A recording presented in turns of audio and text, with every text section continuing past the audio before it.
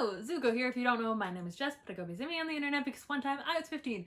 So, today, because last week we did my top 5 favorite books of the year so far, I thought we would do my top 5 least favorite books of the year so far, and I can have a big thumbnail that's like very clickbaity, being like, worst books of 2021 so far! I don't know if I actually do that, but it's a thought. This is in no particular order. I just kind of had to look through. I don't even remember reading some of these, but I am going to try to give you the synopsis, summary thing, whatever would be used to sell the book to you, pitch the book to you, what I liked about it, what I didn't like about it, and who I'd recommend this book to. I will try my best to not be completely negative through this whole video, but these are books that I really did not enjoy reading. So let's jump right into it in no particular order. We were Restless Things by Cole Nagamatsu. So I have some thoughts about this book.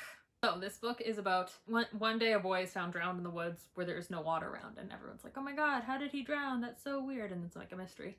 Mostly, this book follows Nomi as she and her stepbrother try to have sex. There are multiple chapters to them trying to have sex. It's pseudo-incest. It was gross and I hated it. Nah. Ha. Okay. Things I liked about this book. This cover. The premise. That's it. Things I didn't like about this book. The execution. So, this book mostly is a year in the life of Nomi. She goes by Nomi, but I think it's Nomi. She has her mom's partner's son move into their house. And her mom's partner. Her mom's partner's a man. They're clearly like dating. They just don't want to get remarried. And they're not characters. The parents don't need to be characters. This could have been the mom and the business partner and it would have made no difference, but the author really wanted it to be incest or pseudo-incest. I know some people will be like, that's not incest. They're not blood related. I am adopted with step siblings. I'm like multiple steps removed from my step siblings and my siblings. It's incest. Fight me. Fucking fight me. My god, it pisses me off. Yeah, the author had a fetish. You could just tell by the way that she spent multiple chapters with the step siblings talking about trying to have sex with each other. And then they do try to have sex with each other. And that's like almost very graphic in this book also, which I hated. The drowned boy is like a side thought. It has really nothing to do with them. And it's not a satisfying conclusion. I recommend this book to people who are really into the incest aspect of Cassandra Clare's books. That's it. No one should read this book. Next, we have White Stag by Barbieri. This is a book about a girl named Janecki, rhymes with Jared Padalecki, who is trapped in like the goblin world as a slave to goblins. And there's like a big competition to slay the white stag so that someone can become the Goblin King. You'll notice I'm doing goblin in quotation marks. I'll get to that. What I liked about this book is the cover. Is that why I've picked up most of these books? Yes. I saw the cover and went, ooh, and I like the premise of this book. I'm like, yes, I like goblins. That sounds cool. I haven't read a goblin book. My dislikes about this book. It's not a fucking goblin book, that's for damn sure. The goblins are just hot people.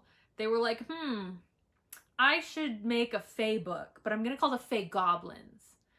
And then I'm just gonna pretend that they're goblins, even though when you picture a goblin, do you not picture, I don't know, a goblin and not a hot person? Unless you're thinking of fucking David Bowie. Like, if the only concept of goblins you've ever had is that you watched Labyrinth and you're like, oh, goblins, they look like David Bowie. Fine. Nobody else gets a pass though. And there's also like 1,000 other goblins in that movie that do not look like David Bowie. The main character is also just like mad all the time for no reason. Someone asked her to sing and she had a temper tantrum. She's like, I've never felt joy. I can't sing. Shh. Also, this is a Wattpad novel. It says a Wattpad sensation. That's too bad that people read this. Though I guess they read it for free, so good on them. This book was also like just aggressively like violent, like sexually violent and physically violent. I think for the sake of being violent. I think it was maybe for shock value. I don't know. This book was bad. I'd recommend this book to anyone who thinks that goblins look like David Bowie. Like, I think the main hot goblin boy in this has like white hair and lavender eyes and pale skin like moonlight.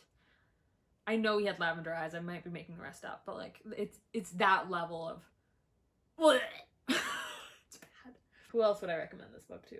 I'd recommend this book to 12-year-olds in 2007, and I think that's it too.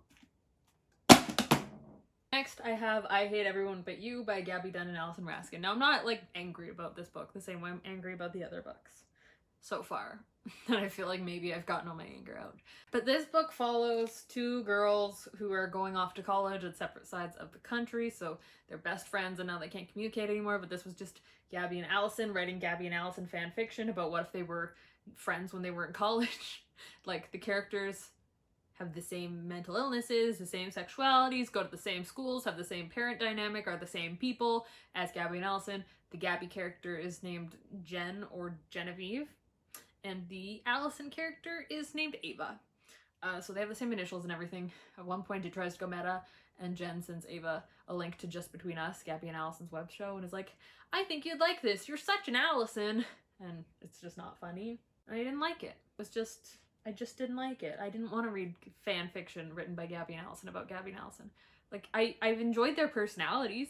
I would watch their videos or consume their content, maybe, still. Probably. I just don't consume a lot of content that isn't books right now. But, like, I don't want to read fan fiction about their lives. So yeah, there's this one. I'll set this one down kind of nicely. I didn't say what I liked and disliked about that book. And I liked that the cover was very bright, and I didn't like everything else. I recommend I Hate Everyone But You to people who want like a, I don't know who should read that book. To people who really, really like Gaby and Allison's personalities. So next, I have Master of One by Jaida Jones and Danny Bennett. So this book is kind of marketed as like a heist novel. And it starts out like it's gonna be like a fun heist novel, like kind of satirical book. And then it's just not. So what I liked about this book was the premise that it was like a queer fae book, and I like heists. Also, there's a character named Shining Talon, and I think that's silly, so I like that too. What I didn't like about this book was the execution. They keep adding points of view where all the characters feel like the same people. I couldn't tell you who any of the characters were besides, I think the main character was Rags. There was Shining Talon.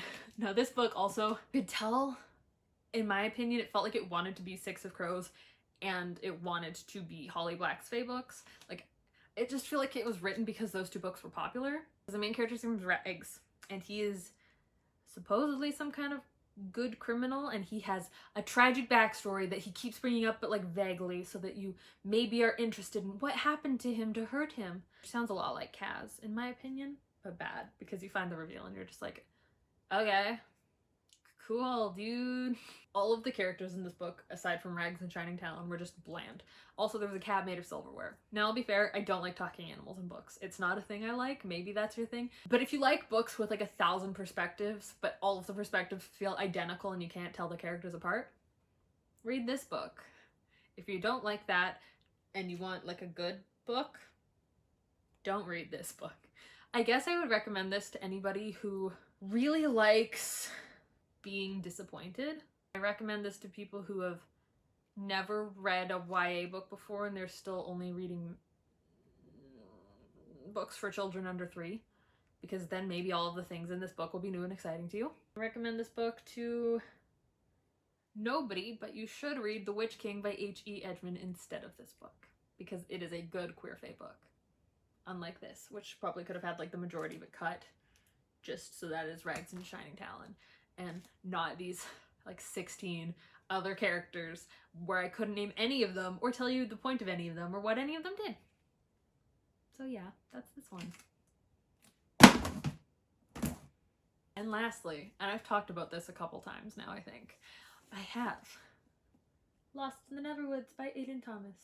Now, as I've said before, I really liked Cemetery Boys. That was a 5-star read for me. It was such a good book, so I was so excited when this book came out. in theory, this book is a Peter Pan retelling, set in modern day, where 5 years ago, I think, Wendy and her two brothers go missing and only Wendy comes back. What I liked about this book was the cover. I liked Aiden Thomas's writing previously. And I've never consumed, like, I've never seen Peter Pan. I've never read the book. So I liked the idea of consuming a Peter Pan media. What I didn't like is that I feel like this book took all of the fun things out of Peter Pan. Because there was no pirates, there was no mermaids, there was no, like, there was very minimal fantastical elements. It was just, like, a Wendy and Peter fanfic, but not even that. They had, like, one romantic moment, maybe two. But mostly they were having the same conversation over and over and over again. Wendy would be like, I need to find my brothers. And Peter would be like, yeah. And Wendy would be like, I need to find my brothers. And Peter would be like, yeah. And then Wendy would be like, I need to find my brothers. And Peter would be like, yeah. And Wendy has this best friend named Jordan. And as soon as Wendy meets Peter, she's like, who's Jordan? I don't know who that is. I only talk to Peter now. And she just completely ditches her friend and doesn't tell her anything, which is so unrealistic. Because if anything happens to me, I have to tell my friends immediately. Especially if it's like weird and I don't think they'll believe me. I'll be like, guess what? I just met this fucking magical boy. And my friends would be like, wow, that seems sketchy. Do you want to be in that situation? But Wendy just doesn't talk to her friend about anything. I'll give it this. This book has a twist that I didn't see coming, that is also not a great twist. Also, there is a room in Wendy's house that is unlocked that she's just never been in. And that's weird. I would recommend this book to anyone who is like a really diehard fan of like anything Peter Pan. Like maybe you'll really like this. Maybe people who are really into really mild, boring, mediocre, straight relationships.